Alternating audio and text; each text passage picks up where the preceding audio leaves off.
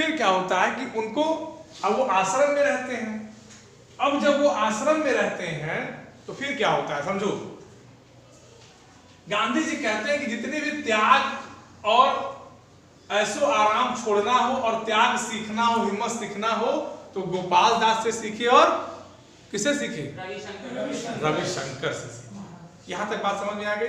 देखो यहाँ बात कहने का एक मतलब और है कि आपको देश की स्वतंत्रता के प्रति या देश के प्रति लगाव है तो आप सभी सुखों का त्याग कर देंगे। आपके लिए जो जज्बा है देश के प्रति या अपने करियर के प्रति जो जज्बा है उसके लिए आप अपने सुखों का त्याग करेंगे, संघर्ष करेंगे।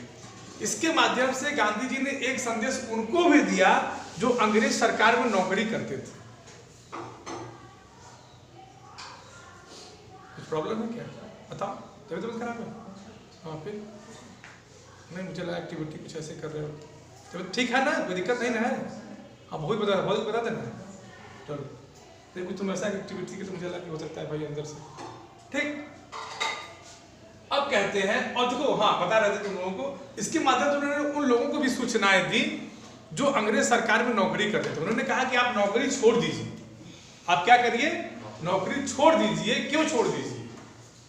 क्योंकि अगर आप उनके लिए काम करेंगे तो उनका पैसा उनके लिए जाएगा। आप खुद काम करिए, देश का पैसा देश में रहे।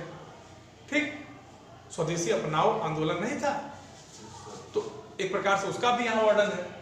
उसके बाद क्या होता है कि अब बात आती है दांडी प्रयाण की।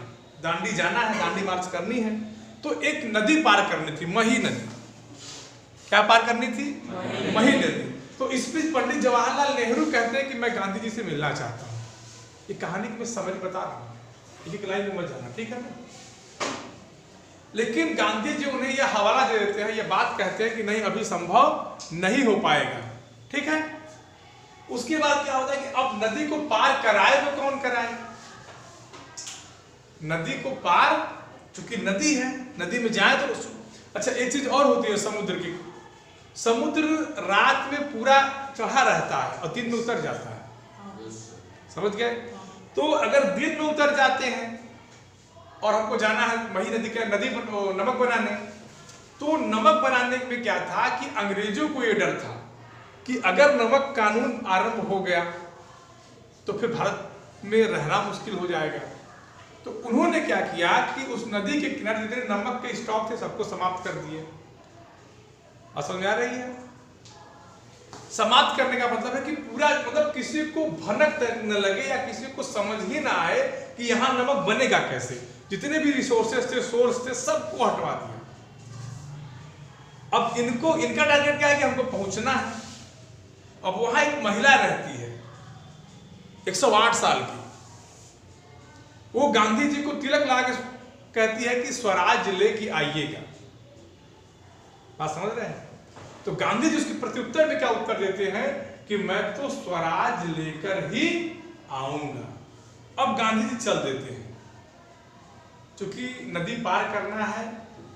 तो नदी पार करने के लिए इन लोग ये उपाय बनाते हैं कि हम रात में पार करेंगे। समझ गए? अब निकलते हैं तो कुछ लोग ऑफर करते हैं कि गाड़ी से चलिए, बस से चलिए, मोटर कार से चलिए, हवाई जहाज से चलिए, वहां तक जहां तक नदी है वहां तक चलिए। तो गांधी जी कहते हैं नहीं, यह धर्म की यात्रा है। किसकी यात्रा है? धर्म की यात्रा है। और धर्म की यात्रा में देशवासियों के साथ चलूंगा, मुझे कोई दिक्कत नहीं। ठीक। अब ये लोग इतना करते करते नदी के पास पहुंच जाते हैं। अब नदी पार करने की जिम्मेदारी तो निषाद राज के पास। निषाद राज उसका नाम है, एक मिनट, क्या था? क्या था निकनेम? निषाद राज क्यों कहते हैं, किसी को पता है? सर उसके पास गांव में बहुत सारी प्रॉपर्टी थी। ना निषाद राज थोड़ी कहेंगे। निषाद राज नहीं कहते बेटा। निषाद का मतलब होता है केवट। का राजा। हाँ, केवट का राजा। ठीक है, केवट मतलब जो नाव खेलता है। ठीक है। तो अब उस निषाद राज के पास जिम्मेदारी थी गांधी जी को नदी पार कराए।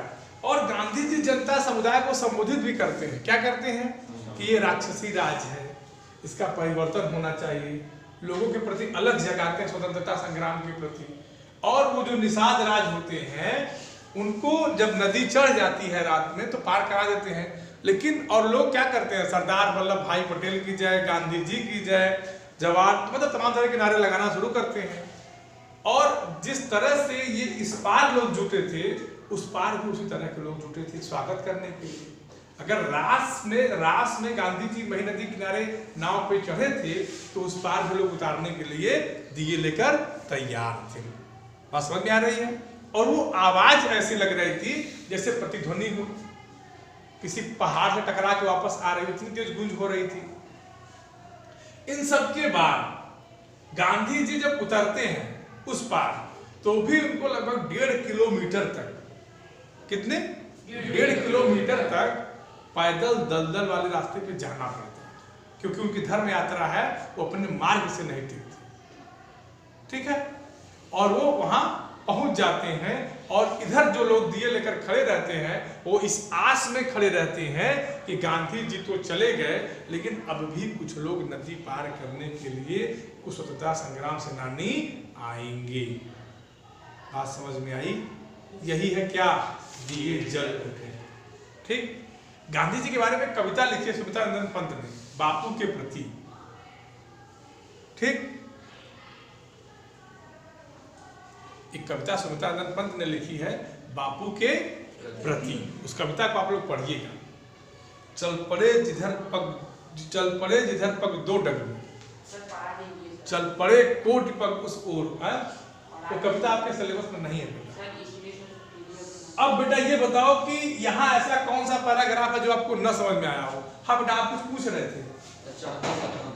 हाँ, चढ़ना उतरना,